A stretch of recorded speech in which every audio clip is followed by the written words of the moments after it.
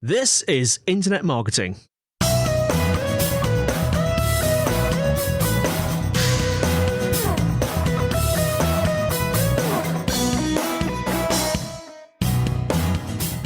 Hello and welcome to the Internet Marketing Podcast brought to you by Site Visibility. I'm your host, Scott Colnut, and with me today is e-commerce consultant Luke Carthy. Hey, Luke. Hey, Scott. How's it going?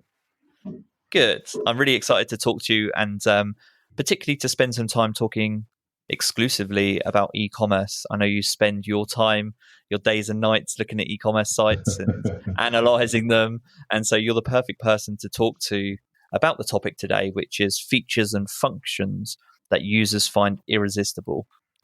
So we're going to be talking about software, we're going to be talking about trends and features and functionality of e-commerce sites. But before we get into the nitty-gritty detail of e-commerce, can you maybe introduce yourself to our listeners and your background?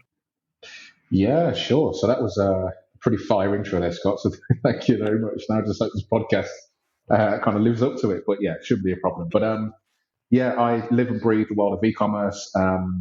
E-commerce consultant, predominantly looking at SEO, conversion, and growth. And then in the center of that, the strategy in the mix as well. But yeah, I work with a bunch of clients. For me, it's not really the client size, it's more the problem they have and the solution they need and their hunger to change. But yeah, that's what I adore and that's what I love. And I've been in consulting now for just under a year, so a freshman in the space, and I'm loving it so far.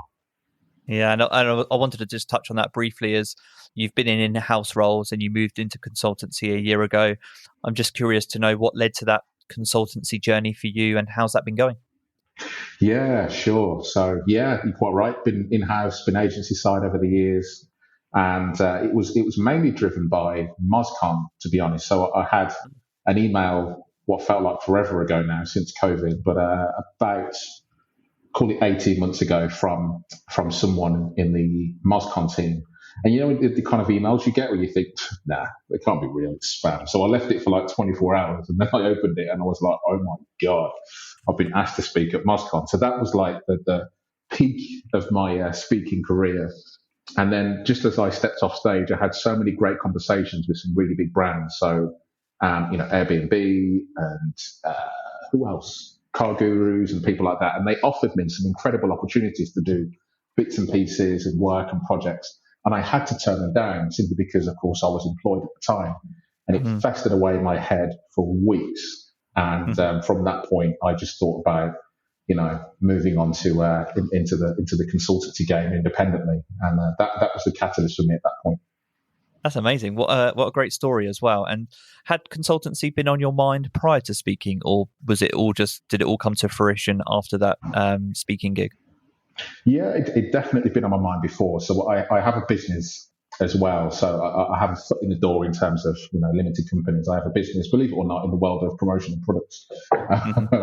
So it's always kind of been there for a good number of years. But there was definitely a dream some years back, to be honest, to kind of go solo. But I didn't expect it to be as fierce a niggle in the back of my head as it was after MozCon. I just couldn't ignore it. So. That's a great story and a great lesson already. It's just that we hear it all the time of people that have kind of raised their speaking game and put their vision or their voice out there and eventually managed to turn their careers around. And for you, you're a working real life example on our podcast of a speaking gig that turned into ultimately a bit of a change in career. Yeah, that sounds something to be really proud of. So I'm really interested to carry that on, that conversation, and see what you've been learning since and how that's, I guess, changed your maybe approach to e-commerce too. Sure. You might need to roll up your sleeves for this question because this is a big question. So, and I'm going to frame it. Yeah, good. So speaking on the topic of e-commerce, and when I knew I was going to be speaking to someone that spends a lot of time in e-commerce, one of the challenges that we face at Site Visibility and that I've faced personally over the years is working with market leaders. So e-commerce giants are already in a dominating position and then looking to gain some new competitive edge. So not only have they got the challenge of staying where they are and maintaining their position, but they're constantly looking for those new differentiators. And I just really wanted to speak from your experience on whether you face that challenge, and if you do face that challenge, How do you start approaching that problem? Yeah, that's a really good question, actually. And funny enough, that was actually, whether you've done your research or this is just a mad coincidence, but that was around my MozCon topic, or it was, I basically tore the arse, to be frank, out of a number of really big household names in the US, one being Home Depot, one being Best Buy, and I think there was another one in the mix as well, which I can't remember at the moment. But my point was that in that presentation, they have those exact same problems, right? Huge players, both in online and on the high street, and how do you constantly find those new opportunities or new ways to engage and grow?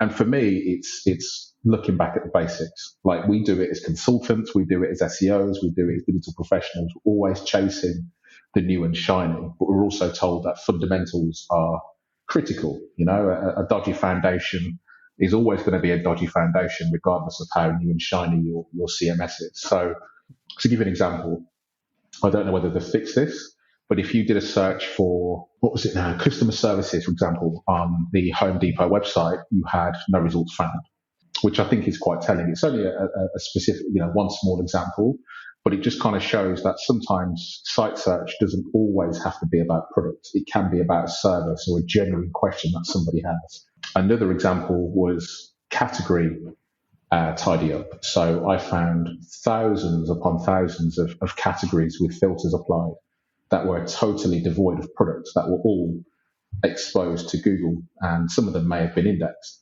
So, think about those as landing pages and how customers and the perception of customers landing there, expecting to see products, only to see empty categories. So the way in which we detect these can be complicated, but ultimately it's a really simple problem. Do you have products in the categories? Right? And yeah, sometimes taking it back to basics. And I think having that really fresh perspective, fresh pair of eyes can be really helpful. So that's speaking, I guess, from the perspective of sometimes if you're in a market leading position, that's where consultants might come in particularly useful. So again, some people have in-house teams, some people have the hybrid where they have an in-house team plus an agency, and then some people have all three where you might have an in-house team, an agency, and then also you bring in consultants for specific projects. Do you find that working with companies that have in-house teams, sometimes those back to basics can get forgotten? Is that something that you've come across? Almost all of the time, if I'm honest. And I think this is, funny enough, I was just having a conversation this afternoon with a good friend of mine about this particular topic. They're jumping into something where they have zero experience in, and almost like a freshman in this regard. But as a result of having no preconceptions and no biases, means they're perfect for it, because they can think of things more like a customer than a marketer. And you kind of have that sweet spot, right, where you've been in a role for maybe 6 to 12 months. That first 6 to 12 months is you learning and embracing the site with a fresh perspective, or the business with a completely fresh point of view. But yeah, it happens so often where people just forget the basics or miss the basics. So there's always the new thing. There's always a new problem. But juniors, I think, just talking about, structure in terms of the team, juniors are fantastic and worth their weight in gold, because they're so typically willing to learn and know so little. That can often be the most telling, because they can find errors that maybe some of the most experienced veterans in the game would have missed. So yeah, I think it's a massively under-tapped resource or problem. And on a similar note, would you agree that user testing is also useful in that respect then? So I'm thinking about the angle of not having bias, which makes complete sense. And I think that's great advice, looking to juniors in your team, or maybe just looking for non-marketers in your team to assess your website from a non-biased perspective. But what's your experience in user testing? Have you ever found that useful to help find competitive edge and issues with e-commerce websites? Yeah, big time. Do you know that the best user testers that I find are actually my parents? They're brilliant because they're not technical nomads, right? They don't live and breathe e-commerce. So even me as an e-commerce consultant, although I have fresh eyes on each client and, I'm skilled in what I do, I have probably more hours online on an e-commerce site than maybe a typical customer would do. So handing like a tablet or a mobile or my laptop to mom or to dad, or to someone who is not particularly tech savvy, maybe someone that's elderly or something like that, is great because because they're family, they don't care. So they'll just tell you exactly how to feel. With user testing, sometimes people feel that because you've been hired, you have to kind of, add a filter or not be as honest as you would. Well, with family and friends, they can just be raw and honest with you. And there's been so many times where, even if they're not clients, they've been shopping websites like Next.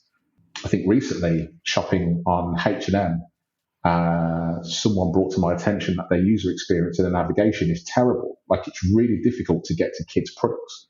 I personally didn't find it that difficult, but when they explained the issue they had, I was like, wow, it's really obvious now. But user testing is massive. I almost always insist on it, but it doesn't have to be expensive and it doesn't have to be official, in quotes. Just handing devices to people who aren't techie can be a great way at testing them. And just before we close out the topic of kind of finding that competitive edge for businesses that are already in market leading positions, let's say I'm a marketer at an agency, or I'm another consultant, and my client is pushing me to, I've talked about going back to basics. Are there any other areas? So it could be resources, training, maybe it's just your talks, which you're welcome to self-promote, but that you'd recommend exploring that can help you generate ideas for how to find those competitive angles? Do you know what there is? There's two things that spring to mind. Before I intro them, the tools that I love are the tools that can explain themselves well. And the reason why I say this is because, there's when you need to speak to stakeholders or senior management, you can't always be present in that meeting to send over evidence, right? In fact, it's rare on occasion that you'll have a meeting to show your findings. It will normally just be, hey, can you send us some data or send me a report? So I love to be in a situation where I can send things over where they're really simple, but not patronizingly so, just really easy to understand, and can immediately show their value or highlight the problem. Or even, equally, highlight the fact that the problem you had has now been fixed. And there's two tools in my arsenal that I absolutely adore for this. One is called Search Sketch, and one is called Systrix, and I'll break both of those down.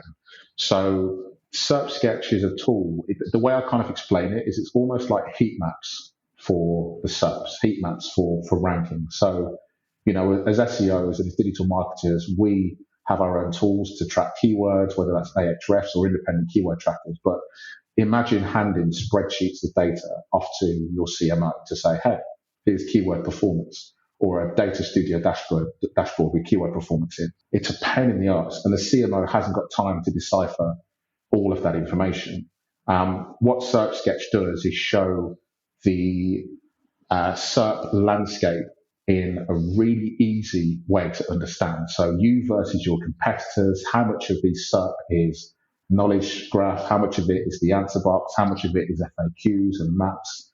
So you can really get a feel for just the SERP landscape for certain keywords, and you can also see how you stack up against your competitors.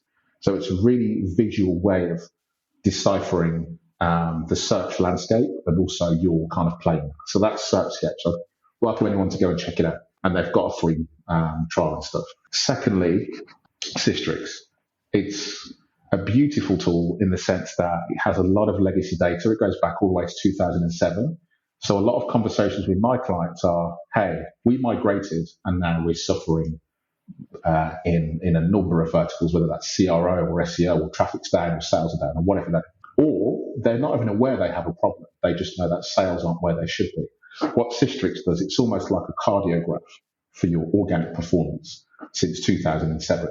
And there's nothing more telling than a simple graph to tell you whether traffic is up or traffic is down. So there's no kind of really complicated pie charts in there, although they're there if you want them. But my point is you can very easily demonstrate and highlight a problem or a fix using Systrix Visibility Index to be more specific. And again, they also have a free trial. So they're my two go-to tools for just being able to simplify and easily demonstrate problems, solutions, or even buy it, just to get someone to say, yes, I see the problem.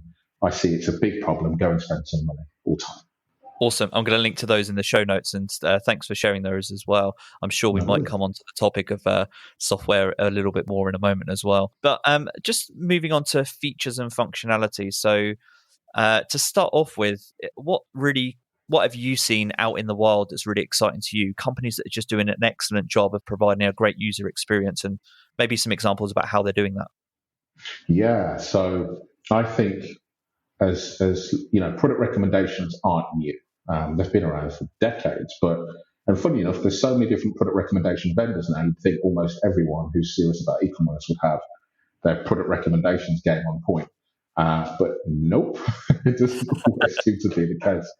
But yeah, product recommendations are so just, what's the word I'm looking for? They're kind of just like untapped, right? They've just got so much potential. And I forget the exact statistic now, but again, presentation, I think it was even Moscon again, is that like the numbers I can't remember, so take this with a pinch of salt, but it was something really quite powerful, which is like a third of what we watch on Netflix comes from recommendations, and like a similar number for what we buy from Amazon is from recommendations. And those statistics, I know they're huge enterprise businesses and household brands, but it still sticks that good recommendations are worth their weight in gold. And I think there's a lot of brands out there that are lazy and just kind of do people who bought this also bought this. Yeah. And I think we're way beyond that kind of, because every time Dick and Harry bought this, you're going to want to buy this. And I learned this lesson the hard way in pharmaceutical, actually, which, funny enough, is probably one of those verticals where you absolutely do not want to be on. Everyone else bought this, so you should buy it.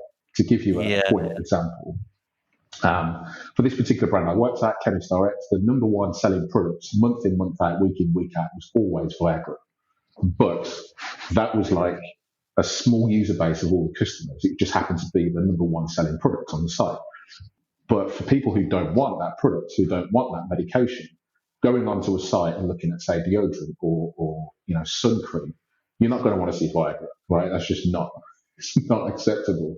So, there's so many industries that do that. And in fashion and apparel, it kind of works because of seasonality and trend and all that kind of stuff. But personalization is huge.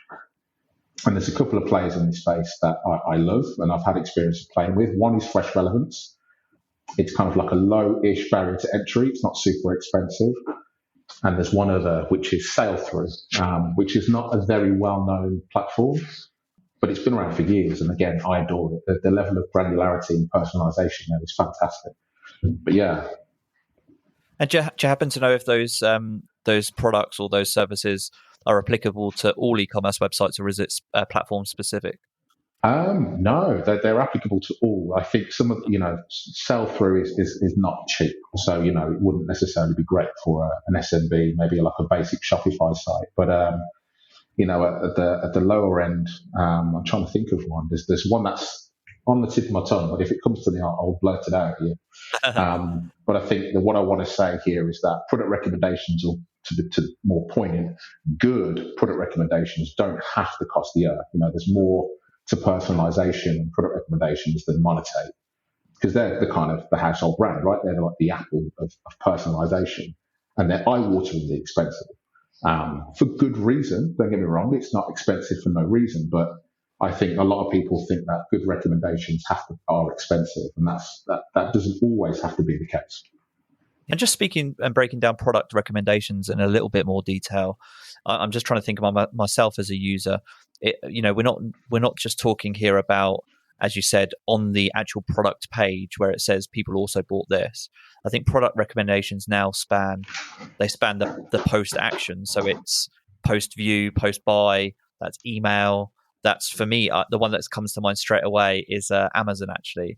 And it's it's that where they send me a push notification that say I've been looking at TVs, and then like 3 months down the line, they'll pop me a push notification saying, "Oh, you might be interested in a TV right now." I'm like, "Oh man, I just," there are so many different mediums for product recommendations. I guess, do any stand out to you that maybe I haven't mentioned there? You've got email, on page, SMS.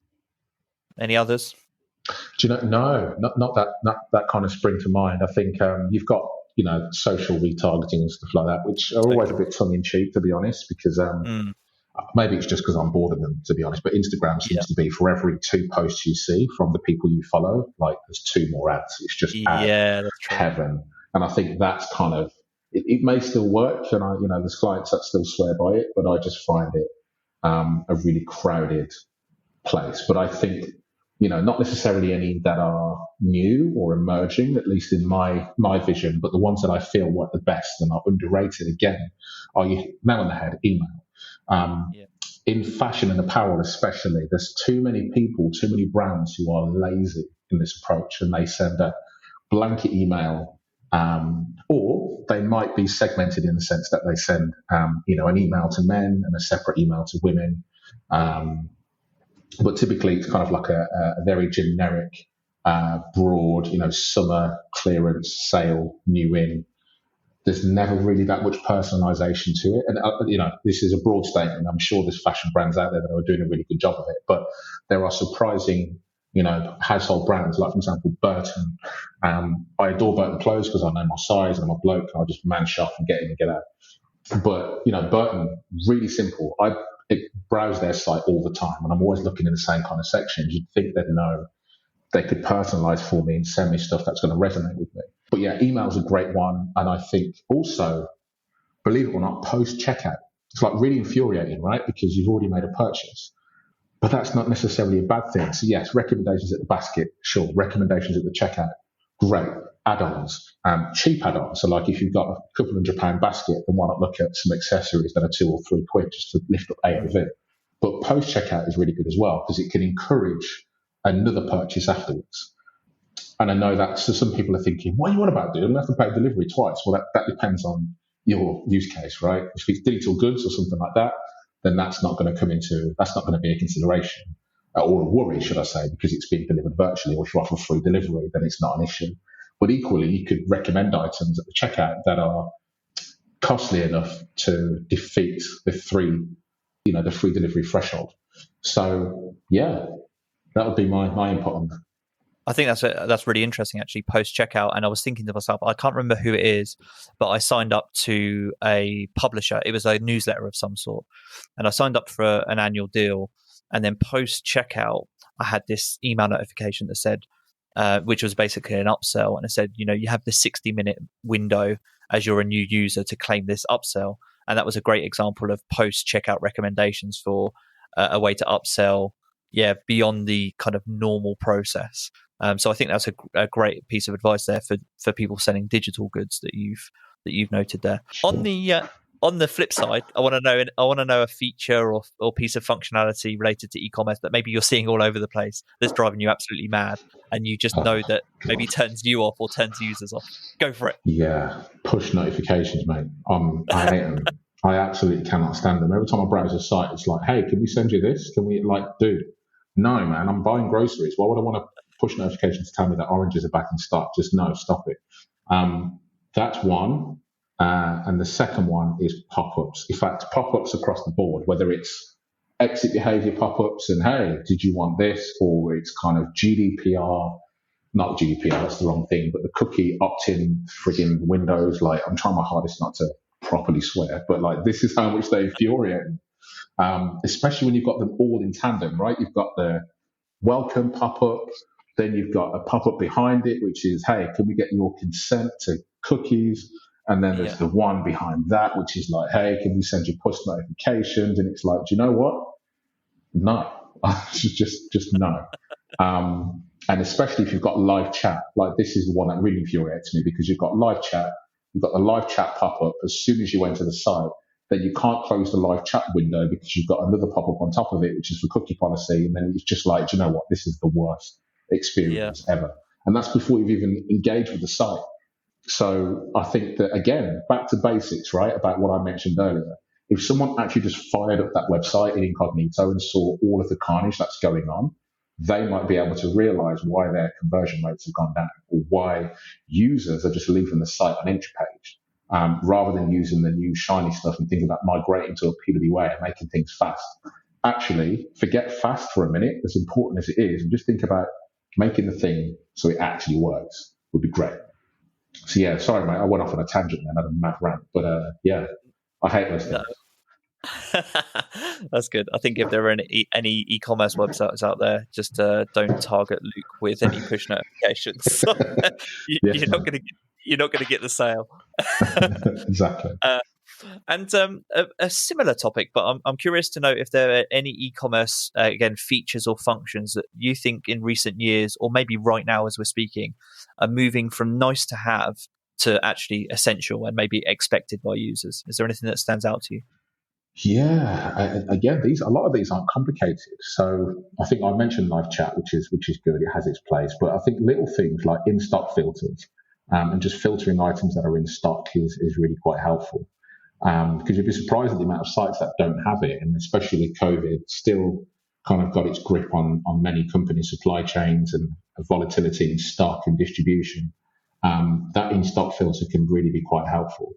And you think about things like email campaigns as well, right? If you're sending an email campaign out to customers, then if there's a great way you can send people to category pages, but also apply that in-stock filter on the landing page, then you're not going to be sending people to a load of out of stocks before they even get down the page. So that's one that I really like. I think also being able to search within categories. This is probably more apparent for more of the technical kind of hobby-ish environments, but it works everywhere. Like fashion, maybe not so much, but my son and myself are really kind of, we love remote control cars, essentially. We adore remote control cars, but the components we need are quite specific. So, going to a category of, say, batteries is great, and there's like 2,000 different batteries to choose from. But being able to search for keywords in that particular category rather than just to search across the entire website is a really nice feature to see. And not a lot of brands do that. It's a bit of a missed trick. So there are a couple of things. And again, there's a bit of a theme here. I'm not talking about anything that's super complicated or really kind of space agey. It's just good UX, right? Good experience. Yeah. I think outside of that, intelligent site search, and there's a company, again, tip of my tongue, and I can't remember. I'm going to Google it while we're recording this. But yeah, that's fine. It's smart enough where you can be really specific or really top level, and it gives you great results. So, perfect in fashion, where if I did a site search for men's t-shirt, white, size large, just being able to take me straight to that product rather taking me to a list of stuff that matches that particular keyword. It's intelligent enough to be able to search across facets and filters and sizes. And I really like that because, again, not all men shop like me, but it's, I just want to get what I want and leave. I don't want to have to go and browse through categories and, shop the latest styles. It's not my thing. I know what I want. And to be able to just have a search that can interpret that search in a nice way, as long tail or as short tail as it is, I think there's a lot of power in it. Yeah, that makes a lot of sense. And there's one that stands out to me, which I've been thinking about a lot lately, and I've been recommending to our clients and speaking to people about, which is payment installments. And I'm just wondering if that's something you come across as well. I feel like that's moving into an area of expectation from users, even just as a consumer myself. I'm looking for companies that offer, like, whether it's 4 monthly installments like ClearPay or Klarna. Is that something you're seeing too? I'm seeing a lot of it, yeah, especially in desirable brands, things that are kind of, yeah, I want this rather than I need this. So again, fashion, jewelry, designer gear. It makes a heck of a lot of sense to offer stuff like this. And you've mentioned that more payment types are brilliant. So I want to give a shout out real quick to a company called Banked, Banked. They are basically tearing up the banking world right now, or payment world. They're basically an alternative to Visa in e-commerce. But to briefly explain how that works, you can make a purchase online without having to actually use a card. Now, I know that's not that difficult now with things like Google Pay and PayPal, but PayPal's a pain because you have to log in. And not everyone likes PayPal. Or if you're using Google Pay, you've got to, it's easy enough to tap your card, but the way that Banked works is you click on Pay, and then it takes to your banking app on your phone, and you authorize the payment through that rather than using the card. And you haven't even got to think about using a card. It completely changes your mindset on how you pay. You're paying ultimately via bank transfer, but it's immediate payment rather than through payment gateway, like say SagePay or Stripe or something like that. And it's one of those things you need to kind of experience before you believe the hype. It's difficult to kind of explain it, but it's brilliant. And I've seen it popping up, and there's another one called Fast. But I think, disruptive payment methods is great to see. And the more payment options we have, it can only be a better thing. Yeah, that's brilliant. Great advice. I'm going to check those out as well. And I'm really interested in technology. So I'm someone that, number one, I shop around a lot. And number two is that when I get to a product page on a technical product, I get into the kind of really geeky details of the product. I'm curious, just from you having spent time with different e-commerce sites, are there any sites that you think do a particularly good job of product descriptions? Because that's something that comes up for me a lot as well, how to make product pages really engaging. Yeah, so product descriptions is, it's a topic that comes up a lot for clients, because the question I get asked is, hey, do we invest time, money, resources into redoing our product recommendations? And the answer often isn't the same for every client. It really does depend. And I hope to get through a podcast without saying the words "it depends," but it's genuinely true. Because to give you an example, if you are a brand that resells products, then there's not going to be a great amount of value in creating rich, descriptive product descriptions, because people know what they want. It's from not necessarily all the time, but because you're reselling an existing brand, they've got their own brand site. The same product is sold from multiple vendors, so there's going to be a good understanding of how that product or service works. But when you're building a brand and selling your own products, then there's almost no excuse to not have really good product descriptions. And I don't just mean product descriptions in terms of long and detailed. I mean like question-answer based product descriptions, like, what is this product for? Is this product for me? Should I use this and this together? Is this an alternative for? And being able to answer those questions in the product description, I think, is great. But then, equally, long product descriptions, detailed product descriptions, you run into another problem, which is how much real estate does that take up on the page? Yeah. But there's clever ways to kind of take care of that, whether it's through accordions or having tab sections. But I think that's the very kind of top level rule: is, do you sell your own products, or are you reselling a product? And that's what I'd advise. Excellent. And just closing out our podcast, and I'm very prepared to have to cut you off here because I get the feeling you're going to get excited about this question, but I can tell that you're really interested in software. So you're someone that you've spoken and provided several recommendations for software as we've been talking. Are there any software companies out there that you think are doing a really interesting job in the e-commerce space? And that can be spanning CRO, SEO, content marketing, all of the above. I really love SEO Monitor right now. They're kind of like the underdog. They're not cheap though, which is probably the reason why a lot of people don't use them. But SEO Monitor is really cool from that point of view. Also, Content King. Although I don't have a subscription myself, it's something that I've had the ability to play with for clients. They let me into their accounts. And ultimately, to explain SEO Monitor, so it's basically an enterprise SEO tool, but it's got so much cool data in which I can spend an hour talking about, which I won't. But go and check that out. And then, what did I raise again? What was the second tool I mentioned? SEO Monitor, and you made me forget now because I was listening to talk about it. It was SEO Monitor. And then I wish I could go back. I can't go back in the podcast. Content King. There we go. Content. Yeah. And Content King is brilliant because e-commerce is obviously those types of sites that change all of the time. And I mean, new products coming in, old products going out, stock status changes, canonical tags. Like it's a living, breathing thing, right? It's not like a static site. But Content King is really good at flagging these alerts, changes, content changes, and beyond content, keeping you alert and on your toes with things that are going wrong or things that are going right. So that's one. It's like a bird's eye view of everything technical. Also, there is one other, which I cannot remember, but I know exactly what to Google to find it. So bear me a second. There you go. Little Warden app, which is great. So cheap for what it does, and it can absolutely save your backside from an absolute nightmare. So things like 404 errors, that spike, which, let's be honest, in e-commerce kind of happens a lot. Domains about to expire. I mean, you'd like to think it's taken care of, but you'd be surprised the amount of companies I've spoken about where they said, we've we've added a credit card, it's fine, but that was 3 years ago, and that person's left, and the credit card's been cancelled, and you're about to lose your domain. Like, do you want to sort that out? So those are three big ones.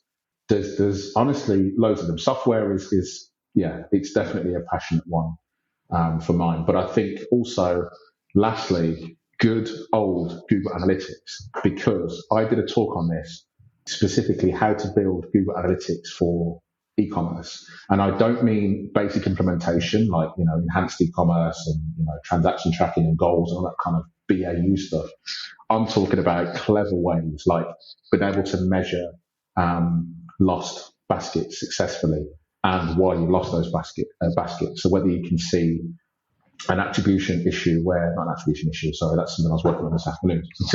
But whether it's a case of you've got an error message that fires and it's just kind of reared its head, and that's the reason why you've lost revenue across a number of users.